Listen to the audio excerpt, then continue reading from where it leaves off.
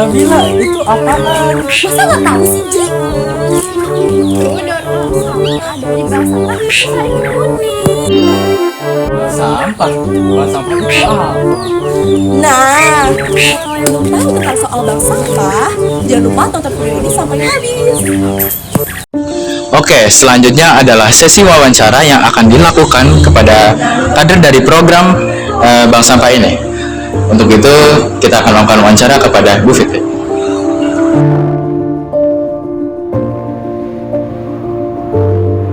Untuk bank sampah ini, kira-kira kapan ya Bu berdirinya? Mulai dari kapan? Berdirinya pada bulan Maret tahun 2015. Oke, berarti sudah sekitar 9 tahun Iya, ya? betul. Terus untuk jenis sampahnya ini, kira-kira ada sampah apa saja ya Bu yang bisa ditaruh di sini? Banyak sekali jenis bank sampah, sampah yang bisa disetorkan ke bank sampah ya, dari mulai plastik, itu plastik kayak plastik putih, kresek, kemasan, styrofoam bisa disetorkan, kemudian besi, jenis besi semua bisa masuk, terus beling ya, dari mulai botol beling, kaca-kaca yang pecah, piring itu bisa masuk, kemudian gelas-gelas itu ini, gelas, botol, ya box snack, kue atau box makan yang dari kertas itu bisa, kardus, kertas, semua jenis kertas bisa. Jadi hampir semua barang-barang bekas itu bisa masuk kecuali jenis kayu sama jenis kain dan sama B3.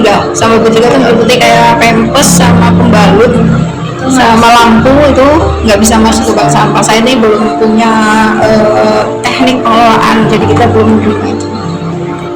Oke, dari banyak kayak jenis-jenis sampah yang masuk sini itu kira-kira manfaat apa ya Bu? Adanya pengelolaan bank sampah di sini. Nah, dengan adanya bank sampah itu banyak banget manfaatnya ya. Jadi pertama, dengan masyarakat sadar pilah sampah itu, sehingga debit sampah kita ke TPA itu terkurangi. Kita sendiri tahu bagaimana permasalahan sampah itu mendunia ya, sampai mendunia terkait dengan sampah. Di Indonesia sendiri hampir di semua provinsi masih bermasalah, apalagi di Bekasi, di Burangkeng itu sudah overload, sudah tidak daya tampungnya sudah tidak muat gitu. Jadi dengan adanya bank sampah otomatis kita mengurangi debit sampah yang ada di TPA.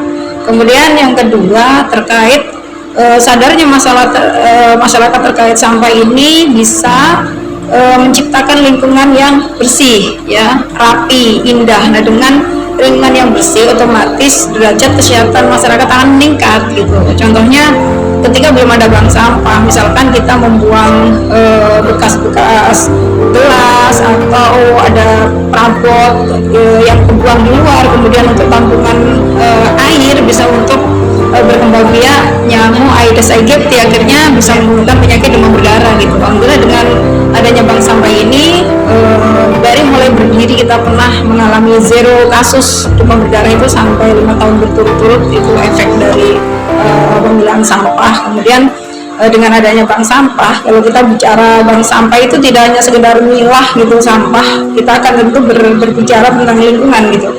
Bagaimana menciptakan lingkungan yang hijau gitu, yang indah ya, bisa dilihat di lingkungan RW 18 itu lingkungannya tertata semua gitu. Itu dari hasil edukasi dari kader-kader bank sampah gitu. Dan kira-kira apa sih Bu hasil keuangan dari jenis sampah yang ada di bank sampah ini? Oh iya, jadi sampah yang disetorkan yang bisa kita jadikan kreativitas, terus contoh-contohnya nih, tempat air, terus ada yang ada di lemari itu ya, tas-tas, bunga-bunga, dan masih banyak lagi yang di beberapa tempat itu pemanfaatan kembali gitu. Sampah bisa kayak galon mineral gitu, kita gunakan untuk pot, bikin pot, itu bisa dimanfaatkan. Itu yang bisa kita daur ulang, kita olah jadi kreativitas, kita olah. Kemudian dari sampah organiknya kita sudah mulai mengolah untuk menjadikan pupuk kompos ya, baik melalui tong komposter, ada bata terawang, kemudian metode lubang biopori itu untuk mengolah sampah organiknya. Nah, untuk yang tidak bisa kita kreativitaskan kemudian kita kumpulkan di bank sampah, kita akan jual ke pengepul, kemudian akan disetorkan ke pabrik daur ulang. Nah, seperti itu. Kira-kira itu pabrik daur ulangnya ada di mana? Di Bekasi banyak daur ulangnya, dari mulai plastik, besi, jenis itu semua ada. Karena kita Kabupaten Bekasi ini kan kawasan terbesar se-Asia Tenggara, jadi pabrik daur ulang banyak di sini. respon masyarakat terhadap adanya bank sampah itu gimana ya? Alhamdulillah untuk responnya saat ini ya, karena kita sudah berjalan 9 tahun, responnya luar biasa. Mungkin awal-awal kita pembentukan bank sampah sulit lah untuk menyadarkan masyarakat memilah sampah. Nah untuk saat ini sudah luar biasa, dari 1.618 kakak yang sudah sadar pilah sampah itu ada 1.066 kakak yang sudah mau pilah sampah di wilayah Banyumas. Nah, selanjutnya harapan Ibu terhadap masyarakat dengan adanya bank sampah ini.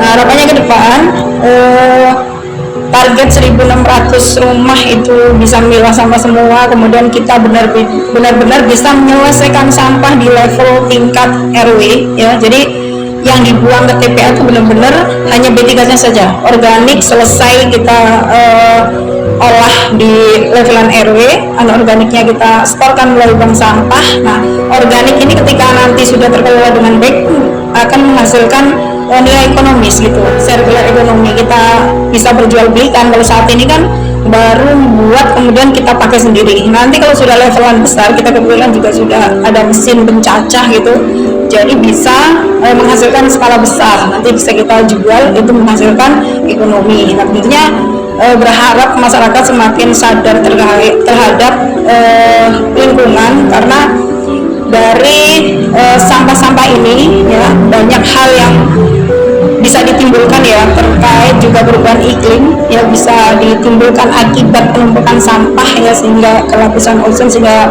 merusak iklim itu sendiri. Jadi dengan kesadaran masyarakat semakin meningkat ya, kami ke depan berharap bisa benar-benar mengelola sampah dengan baik dan selesai di RW, dan utamanya untuk generasi muda ya, ikut berpartisipasi, ikut peduli gitu terhadap lingkungan, karena selama ini partisipasi anak muda itu masih sangat minim ya. Mungkin yang lebih bergerak adalah generasi yang sudah tua lah gitu. Kalau sekarang Gen Z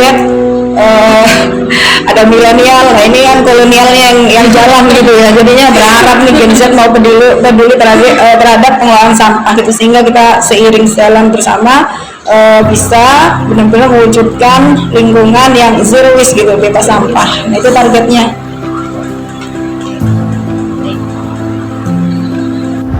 Nah, itu dia hasil wawancara yang telah kita lakukan dengan Bu Haji. Catat dan ingat baik-baik ya teman-teman. Halo guys, jadi di sini kita menunjukin kreasi daur ulang dari bank sampah Saring Kemuning.